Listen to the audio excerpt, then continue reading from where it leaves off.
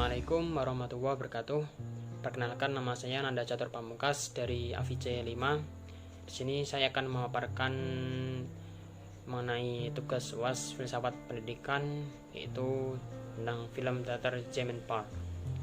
Film teater Zaman Park dirilis pada tanggal 21 Desember 2007. Film ini mengisahkan mengenai anak laki-laki yang bernama Ihsan yang usianya 9 tahun dan dia menderita penyakit disleksia, yaitu kesulitan belajar yang menyebabkan masalah seperti sulit membaca, sulit menulis, dan mengeja bacaan. Mengenai gangguan dalam belajar, ia tergolong pada saraf bagian batang otak yang tidak bisa mengolah bahasa secara lancar dan baik. Dan adapun ia pun setiap tulisannya yang dilihat akan berubah seolah-olah sulit dipahami dan sulit dimengerti. Ihsan merupakan anak kedua dan ia memiliki seorang kakak laki-laki yang bernama Johan dan ibunya bernama Maya dan ayahnya bernama Nandiswar Awasti. Ihsan telah berusia 9 tahun, meskipun demikian ia masih berada di sekolah dasar kelas 3 dikarenakan nilai sekolah Ihsan jauh dari rata-rata dan tidak ada peningkatan dalam 2 tahun. Hal inilah yang membuatnya berpikir bahwa sekolah adalah tempat menakutkan, disebabkan ia menjadi bahan ejekan oleh guru dan teman-temannya atas ketidakmampuannya dalam menerima pelajaran di sekolah. Bahkan guru sering sekali memarahinya disebabkan kekurangan si Ihsan tersebut. Namun yang tidak disadari oleh guru dari orang tuanya, yaitu Ihsan memiliki imajinasi yang sangat tinggi serta memiliki bakat terkhusus mengenai seni melukis. Ia sangat pandai dalam menggambar dan mewarnai.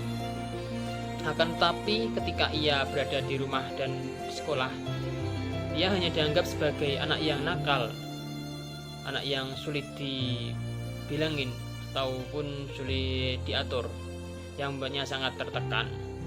Ia sangat terbalik dengan Johan, kakaknya tersebut, yang kakaknya bersifat penurut dan rajin dan mempunyai prestasi apa yang dikatakan oleh guru dan orang tuanya, sehingga ia selalu dibanding-bandingkan oleh semua orang dengan Johan.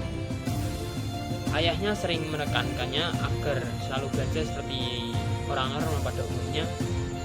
Saat dia salah, ayahnya akan memarahinya dan ayahnya tidak pernah tahu keadaan yang sedang dialami anaknya. Tidak berbeda jauh dengan ayahnya. Ibu Ihsan pun heran kebingungan ketika menjelaskan pelajaran pada Ihsan di rumah. Dan Ihsan pun sering melakukan hal yang sama, yaitu kesalahan relatif menulis dan berhitung. Ibunya sangat sedih melihat Ihsan yang berbeda dengan anak seusianya seperti kalangan di umurnya. Ditambah lagi, Ihsan sering menunjukkan perilaku yang penuh kesalahan, seperti terlibat dalam perkelahian di sekolah, pura-pura sakit, berbohong dengan teman, sering tidak masuk sekolah, dan enggan mengajarkan PR dari gurunya. Nah, adapun berbagai problem yang dirasakan Ihsan, pada akhirnya ayahnya menyarankan dengan perlakuannya sehingga Ihsan dikirim ke sekolah asrama yang jaraknya cukup jauh dari rumahnya. Ketika Ihsan mengetahui hal tersebut, ia sangat marah. Ia sangat memberontak ketika orang tuanya menyuruh ia masuk ke asrama. Dan ayahnya dengan memaksa si Ihsan mengirimkan ke asrama, bahkan ia berjanji untuk menjadi lebih baik, dan akan tapi ayah tetap bermaksa mengirimkannya asrama. Nah, Ihsan menganggap bahwa asrama merupakan tempat hukuman, tempat yang ketat, seperti peraturan-peraturan yang harus dilakukan. Oleh sebab itu orang tua menyarankan Ihsan yang sifatnya susah diatur dan sulit mengikuti perintah orang tua. Dan hal ini tersebut mulai terjadi ketika sikap dan gaya mengajar guru dalam asrama tersebut yang keras dan alasannya agar membentuk kedisiplinan murid. Selanjutnya, ketika kondisi ruang kelas dan berbagai kegiatan asrama tidak dapat dilalui Ihsan, serta para guru yang ada di asrama menganggap bahwa ia adalah anak yang bodoh, anak yang sulit diatur, dan anak yang nakal. Dari segala bentuk hukuman pun dijalani Ihsan. Ia selalu dikelilingi dengan sifat takut dan sedih. Apapun seperti yang dilakukan, si Ihsan sangat meragukan. Sehingga semangat dalam dirinya pun memudar. Keadaan tersebut terus berlangsung hingga pada akhirnya terdapat pergantian guru seni yang bernama Ram Shankar Nikdu. Ia adalah guru seni dan beliau itu bisa dipanggil dengan nama Guru Ram. Guru ini memiliki cara mengajar yang di luar kelas, yaitu tidak sesuai dengan imajinasi yang dipelajari oleh murid-murid tersebut. Jadi setiap anak merasa bahagia dan memiliki respon dengan sangat antusias dengan adanya perbandingan terbalik dengan Ihsan. Ia sangat ia merasa bahagia dengan responnya yang sangat antusias, akan tapi dengan perbandingan terbalik dengan Ihsan yang hanya diam saja. Hal inilah yang membuat Guru Ram mengamati dan mencoba mencari tahu kekurangan Ihsan yang dirasakan sulit untuk memahami pelajaran. Seiring berjalan waktu, Guru Ram mengetahui bahwa sebenarnya Ihsan adalah anak yang menderita penyakit disleksia, yaitu ia sulit memahami, sulit mengerti dalam dunia akademik. Yang kemudian ia menceritakan pada keluarga Ihsan, tetapi awalnya kedua orang tua Ihsan tidak percaya menerima hal tersebut. Namun saat Guru Ram menunjukkan hasil lukisan Ihsan pada orang tuanya, kemudian mereka percaya bahwa hal tersebut adalah benar. Lalu Guru Ram sangat tidak menyangka bahwa Ihsan memiliki bakat dalam melukis yang begitu hebat. Semua karya Ihsan sangat luar biasa. Ia berkarya dalam berpikir energinya sangat tinggi dan dituangkan dalam setiap lukisannya.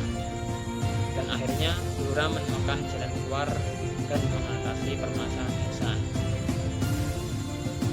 Setelah itu Guru Ram mencoba menjelaskan bahwa Ihsan bukanlah anak yang abnormal, akan tetapi ia merupakan anak yang memiliki kemampuan dan memerlukan kebutuhan khusus. Seiring berjalan waktu, dengan kesabaran, penelitian, Guru Ram membuahkan hasil dengan memberikan kepercayaan diri pada Ihsan.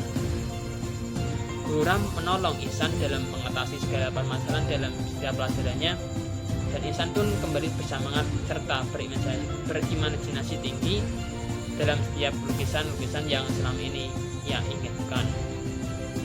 Dari perlahan-lahan Guru Ram membuat Ihsan untuk berlatih terus-menerus seperti membaca, menulis.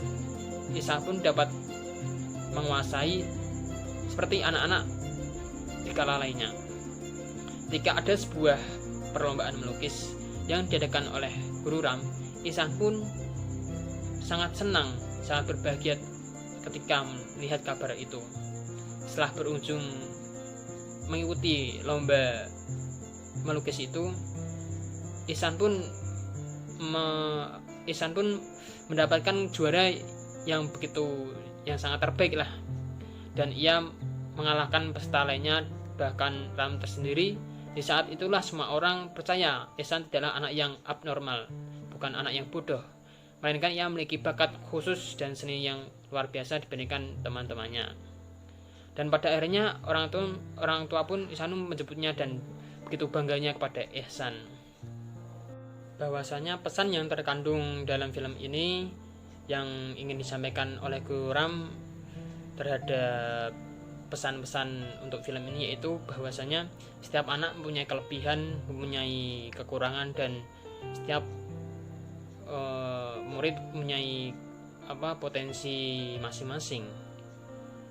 Nah, dalam film ini bukan hanya menceritakan anak disleksia saja, tetapi bagaimana peran dari orang tua yang terbawa oleh perkembangan saat ini dan gagal dalam memahami apa yang menjadi impian anaknya.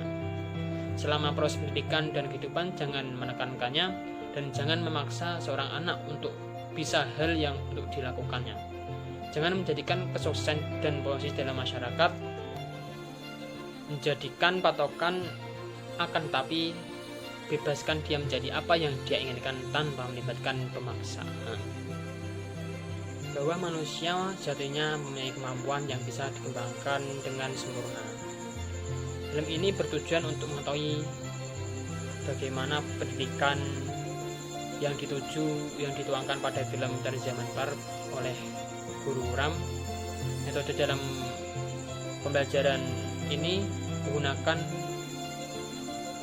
argumen penalaran dengan hasil dari kajian pola pikir tentang suatu hal yang memuat dari topik kajian penelitian ini, bahwa pendidikan pembebasan dalam film Terjemahan Par menggunakan metode pendidikan yang menjadikan siswa sebagai subjek utamanya.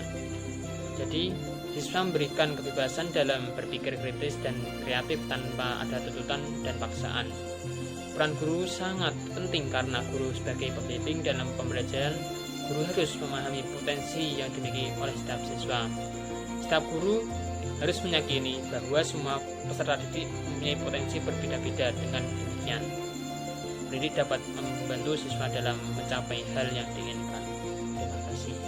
Semoga apa yang saya sampaikan, apabila ada tutur kata yang tidak jelas, mohon maaf sebesar-besarnya. Cukup sekian dan terima kasih. Wassalamualaikum warahmatullahi wabarakatuh.